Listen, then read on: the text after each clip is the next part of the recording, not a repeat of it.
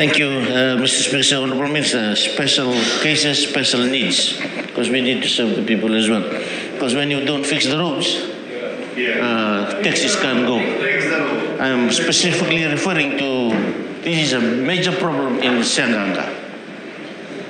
They don't have, they prefer not to use cars, they prefer to use four-wheel drives. Where do they fit into this plan that you have? Thank you, Mr. Speaker, sir.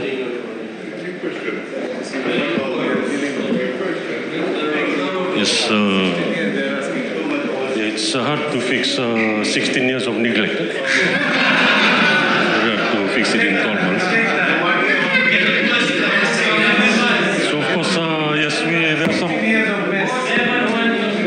the Northern Division. We have approached individually, including Sianganga. So definitely on the village-based ones, in terms of career, we have received applications for those, and also looking at it in terms of the criteria there.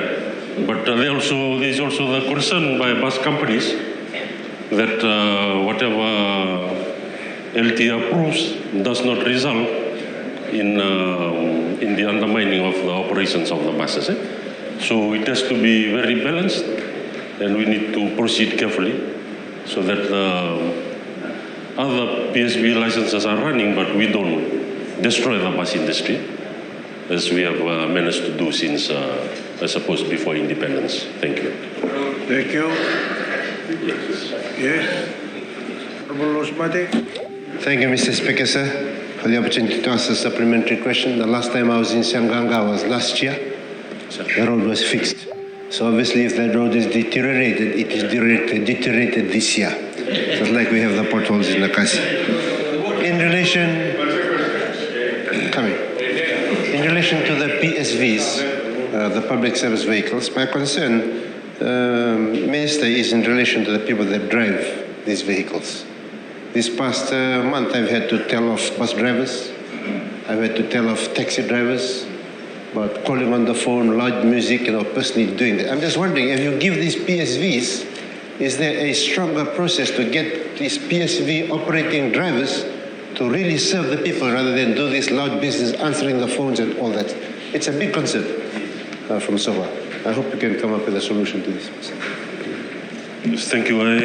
I just give some examples of the numbers in the division, the numbers which have taken the checklist, and they have tried to adhere to the checklist, and after that they are assessed. So up to now, LT has not issued a license. So that shows that more vigorous assessment is being done before we issue that. So in that assessment, we are envisaging that such persons will not come through. Those which you have mentioned who are not operating according to ethical standards in terms of operating a public service vehicle. And unfortunately, every supplementary question starts with the roads. This is about LT. Let me remind the members. But the roads,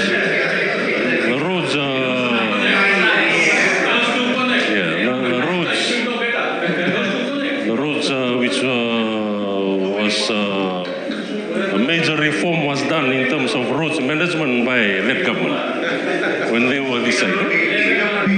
So in that reform, they managed to get the major entity which was dealing with the rural roads. They are now criticizing, which is the Public Works Department.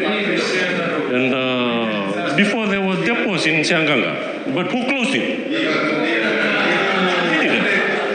Was okay last year. So that's something we are trying to fix, but it needs multi-million-dollar support to bring back those depots and re-equip them. And that's it'll take about maybe one budget cycle and another budget cycle, because it cannot be done just immediately. I mean, not only did you mark up PWD, you also marked up the budget with your huge debt. That's why you can't give me the money. Thank you. Thank you. Honorable And the third oral question for today is now redundant, since the Honorable Prime Minister has made a ministerial statement to that effect. And before I adjourn the House for lunch, I'd like to acknowledge the presence of Reverend Kania and his colleagues sitting in the gallery.